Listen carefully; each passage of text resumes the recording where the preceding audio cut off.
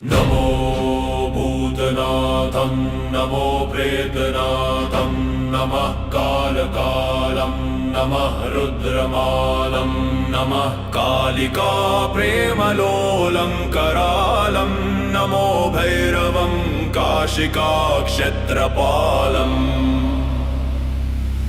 पुराणों में वर्णित है कि एक समय देवताओं के बीच यह चर्चा छिड़ गई कि त्रिदेवों ब्रह्मा, विष्णु और महेश में सबसे श्रेष्ठ कौन है। इस पर कई मतभेद हुए और अंत में सभी देवताओं और आर्षियों ने वेदों से मार्गदर्शन प्राप्त करने का निर्णय लिया।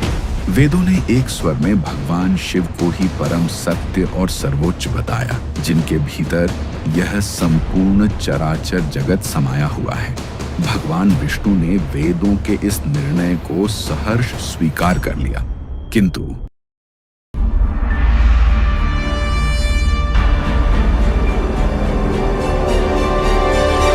सृष्टि के रचयिता ब्रह्मा जी इस बात से सहमत नहीं हुए। वे स्वयं को सर्वश्रेष्ठ मानकर अहंकार से भर गए।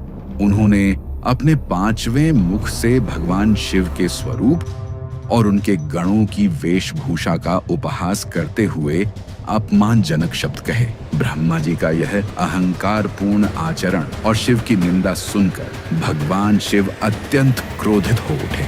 उनका क्रोध इतना प्रचंड था कि उसे धारण करना पूरी सृष्टि के लिए कठिन था। अपने अपमान और ब्रह्मा के अहंकार को दंड देने के लिए भगवान शिव ने अपनी भौहों के मध्य से एक अत्यंत तेजस्वी, भयंकर और विकराल स्वरूप को प्रकट किया। यह स्वरूप साक्षात महाकाल जैसा था।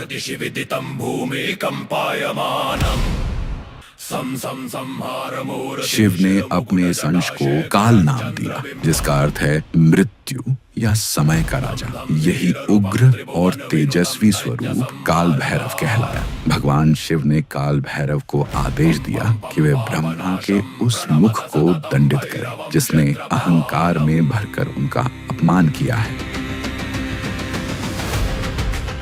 भगवान शिव की आज्ञा पाते ही काल भैरव ने तनिक भी विलंब नहीं किया। उन्होंने ब्रह्मा जी के उस पांचवें मुख को धड़ से अलग कर दिया जिसने शिव की निंदा की थी। काल भैरव के इस कृत्य से ब्रह्मा जी का अहंकार तो नष्ट हो गया और वे 5 मुखों से 4 मुखों वाले हो गए, परंतु एक देवता का शीश काटने के कारण काल भैरव पर तुरंत ब्रह्म हत्या का घोर पाप लग गया। ब्रह्मा का कटा हुआ शीश काल भैरव के हाथ से चिपक गया और ब्रह्म हत्या की शक्ति एक भयानक स्त्री के रूप में उनके पीछे पीछे चलने लगी, जिससे उन्हें घोर कष्ट होने लगा। भगवान शिव ने काल भैरव को इस पाप से मुक्ति पाने के लिए तीनों लोगों का भ्रमण करने का आदेश दिया। वे दंड पाणी के रूप में भटकते रहे, लेकिन किसी भी तीर्थ स्थान पर उन्हें शांति नहीं मिली, क्योंकि कपाल उनके हाथ से चिपका रहा और ब्रह्म हत्या उनके पीछे रही। अंत में भ्रमण करते हुए वे भगवान शिव की परम प्रिय नगरी काशी पहुंचे।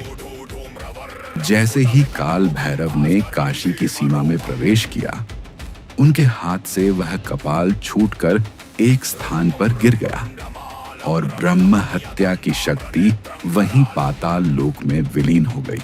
जिस स्थान पर कपाल गिरा वह स्थान कपाल मोचन तीर्थ कहलाया। इस प्रकार उन्हें ब्रह्म हत्या के पाप से मुक्ति मिली।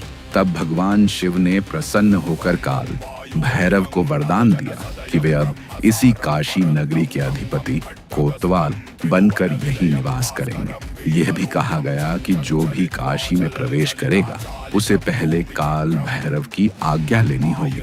तभी से काल भैरव को काशी का कोतवाल कहा जाता है, जो भक्तों के भय, पाप और संकटों को दूर करते हैं और धर्म तथा न्याय की रक्षा करते हैं।